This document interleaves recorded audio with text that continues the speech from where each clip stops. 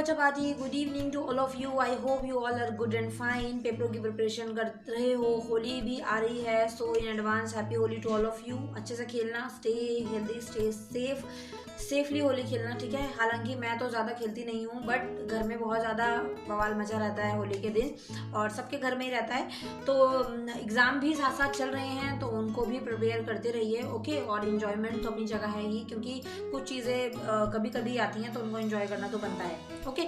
तो आज की वीडियो रहने वाली है आपके 2 क्वेश्चंस के ऊपर, जो कि आपको थंबनेल पर दिख गए होंगे कि इस बार 2024 चेकिंग के अंदर बच्चों को किस रीज़न से फेल किया जाएगा, और कौन से ऐसे रीज़न होंगे जब आपकी शीट्स जो है वो चेक नहीं की जाएंगी, जो कि बहुत ज़्यादा कॉमन क्वेश्चंस है दोनों। तो इसके ऊपर मैं आज की वीडियो क्रिएट करने वाली हूँ, मतलब कर रही हूँ।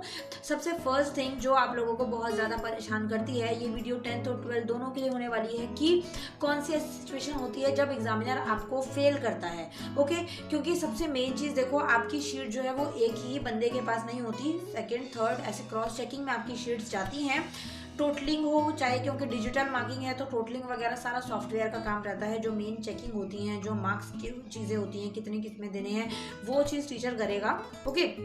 तो अब कौन से रीज़न ऐसे होंगे जब शीट ही एक्सेप्ट नहीं होगी, और कौन से रीज़न ऐसे होंगे जब आप बिल्कुल फेल करार कर दिए जाओगे।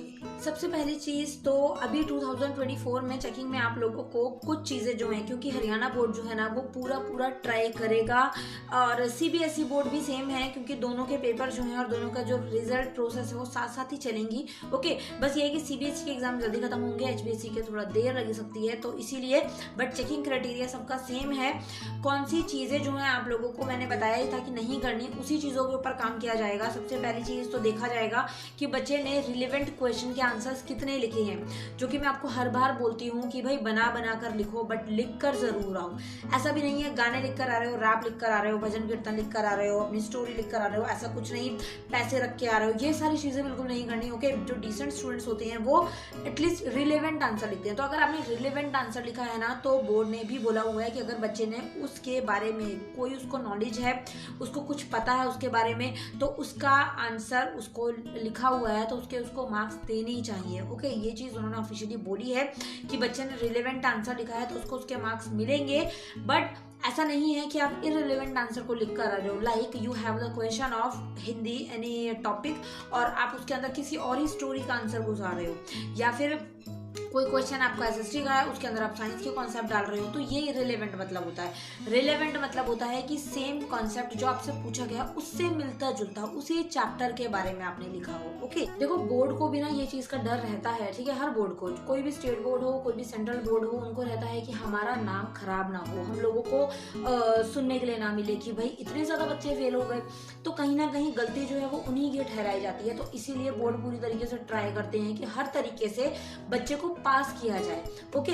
तो ये चीज सुन के ना आपको थोड़ा सा पॉजिटिव और थोड़ा सा मोटिवेशन खुद को फील होगा कि बहुत कम चांसेस होते हैं कि एक बच्चे को फेल करार किया जाए, और वो तब किस सिचुएशन में किया जाता है जब आप कुछ लिख कर ही नहीं आए हो, जब आपकी शीट्स जो है वो बिल्कुल खाली पड़ी हुई हैं, जब आपकी शीट्स में कुछ लिखा ही नहीं हुआ, जब आप इररिलेवेंट कुछ लिख कर आए हुए हो, या फिर उल्टे सीधे काम कर रखे हैं, या फिर पैसे उसमें डाल रखे हैं।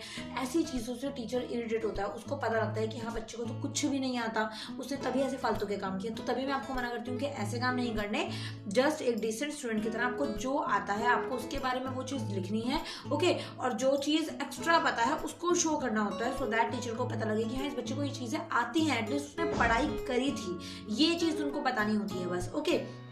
तो हालांकि पूरा ट्राई किया जाएगा, आपको ग्रेस मार्क्स दिए जाएंगे, आपको बोनस मार्क्स दिए जाएंगे, आपको नॉर्मलाइजेशन के मार्क्स दिए जाएंगे। अब यहाँ पर मतलब ये होता है कि कई बार पेपर जो है वो ओवर हार्ड आ जाता है, कई बार ऐसा होता है कि पेपर जो है वो पढ़े हुए हैं, जो चीज़ें सिलेबस में आउट ऑफ सिलेबस एक आध क्वेश्चन आ जाता है, तो उसके भी नंबर जो है हर बच्चे को दिए जाते हैं। तो ये चीज़ ओवरऑल इसीलिए होती है कि बच्चों को रिजल्ट जो है वो सुधरे, ना कि बिगड़े। सो मैं भी आप लोगों को बोलती हूँ कि अगर आप लोगों ने 15-16 शीट्स भर के आए हुए हो तो एटलीस्ट आपको फेल नहीं किया जाता, आप पासिंग क्राइटेरिया में जाते हो, ठीक है, कंपार्टमेंट फेस आपको नहीं करनी पड़ती, बट ये भी मैटर करता है कि उस 15 शीट में आपने करा क्या है। या तो कई बच्चे बहुत ओवर स्मार्ट बनते हैं, वो बहुत ज़्यादा स्पेस छोड़ छोड़ के आंसर्स लिखते हैं, तो ऐसा भी नहीं करना। साथ साथ बच्चे जो हैं वो दूसरी चीज़ें जैसे कि कटिंग बहुत ज़्यादा कर देते हैं, पेज को वेस्ट बहुत ज़्यादा कर देते हैं, रफ जो वर्क है उसके लिए बहुत ज़्यादा स्पेस छोड़ देते हैं, तो ऐसी चीज़ें भी आप लोगों को नहीं करनी। अगर आप करते हो तो टीचर तो ओवर स्मार्ट है ना, टीचर आप लोगों से ज़्यादा इंटेलिजेंट है, वो आपसे ज़्यादा एक्सपीरियंसड है, तो उसको पता है कि कहाँ पर बच्चा जो है वो हम लोग को उल्लू बना सकता है। तो आप लोगों को ऐसा ट्राई नहीं करना, आपको शो यही करना है that I am best student, और मैं जो हूँ बहुत अच्छे से पढ़ाई करता हूँ और मैंने सारे कॉन्सेप्ट्स मुझे आते हैं। तो ये शो करो, नहीं भी आते ना फिर भी शो कर सकते हो स्मार्टली, बस दिमाग चलाने का टाइम होता है ये। तो दिमाग चलाना उस टाइम पर अगर चला लिया ना तो बस एकदम बढ़िया चीज़ है वो, ठीक है, फिर निकल जाओगे।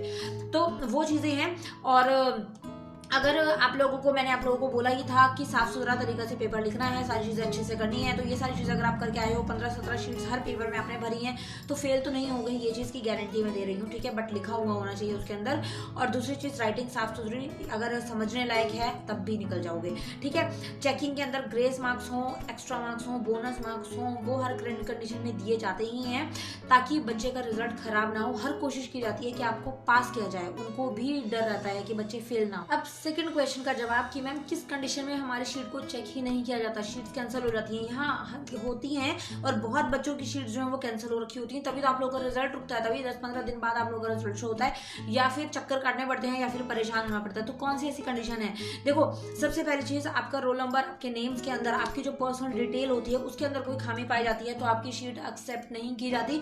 देन उस सिचुएशन में जब शीट एक्सेप्ट नहीं होगी तो वहां पर आपकी शीट को रोक दिया जाएगा, अलग कर दिया जाएगा। और साथ साथ दूसरे बच्चे कई बोलते हैं कि मैम हमने आंसर शीट के जो पेज है वो हमारा फट गया था, या फिर कहीं इधर उधर खो गया था, या फिर जो ऊपर जो आपकी फर्स्ट शीट के ऊपर QR कोड वगैरह जो डिटेल्स होती हैं वो वाला पेज अगर अलग हो जाए या वो वाले पेज में अगर गड़बड़ी आ जाए तो भी आपकी शीट को चेक नहीं किया जाता, वो कैंसिल होकर साइड हो जाती है। उसका रिजल्ट बाद में डिक्लेयर होता है, वो उनके ऊपर है कि वो क्या देते हैं। उसके बाद साथ साथ अगर आप लोगों ने रोल नंबर जो OMR शीट भरते हैं, OMR शीट के अंदर अगर आपकी मिस्टेक्स पाई जाती हैं, अगर आप बहुत ज़्यादा खिचड़ी पका के OMR शीट्स भर रखी हैं, आपकी डिटेल्स प्योर तरीके से समझ ही नहीं आ रही हैं और कंफ्यूज कर रही हैं, तो उस सिचुएशन में भी आपका रिजल्ट डिक्लेयर नहीं किया जाता, आपके शीट को रख दिया जाता है कि बाद में ये चीज़ चेक होगी और बाद में इन बच्चों का रिजल्ट आएगा, जो कि हर बार बच्चे निकलते हैं।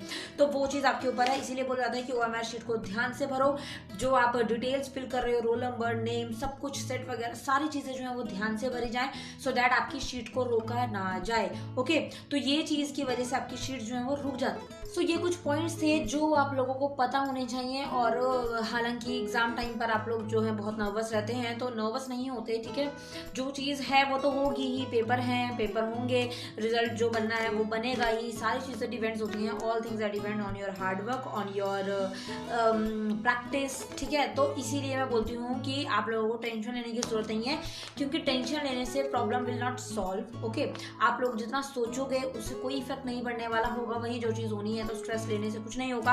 हाँ, जब मेहनत करने का टाइम होता है, जब आप लोगों को बोला जाता है कि हाँ भाई अब मेहनत कर लो, जैसे बहुत सारे स्टूडेंट पूरा साल कॉपी किताबें नहीं उठाते, मुझे पता होता है आप लोग पढ़ते ही नहीं हो, पढ़ने का मूड ही नहीं करता है ना, बाकी की फालतू चीज़ें सारी करने को बोल दो आप लोगों को, तो पढ़ने का टाइम भी फिक्स रखा करो कि हाँ मुझे इतना टाइम पढ़ना है, मुझे इतना टाइम स्टडी को देना है, जो कि मोस्ट इंपॉर्टेंट थिंग है। तो थोड़ा सा टाइम होता है ये 12th तक, जब आप लोगों को अपने ऊपर पूरा फोकस करना होता है। उसके बाद अगली चुनौती कॉलेज जाने के लिए होती है, तो कॉलेज के ऊपर भी मैं जल्दी एक वीडियो बनाने वाली हूँ, और 11th वालों के लिए भी मैं एक वीडियो बनाने वाली हूँ फॉर ऑल स्ट्रीम सेक्शंस, ठीक है। तो वो चीज़ भी देखी जाएगी। तब तक के लिए अभी तो अलविदा कहने का टाइम आ गया है, नेक्स्ट वीडियो के अंदर मिलूंगी मैं। और अगर आप फर्स्ट टाइम यहाँ पर आए हैं, first time if you are interacting with me, with my face, so please channel को सब्सक्राइब कर दीजिएगा, press the bell icon, so that videos आपको मिलती रहें। Happy Holi to all of you, stay safe, stay healthy, thank you so much, bye bye.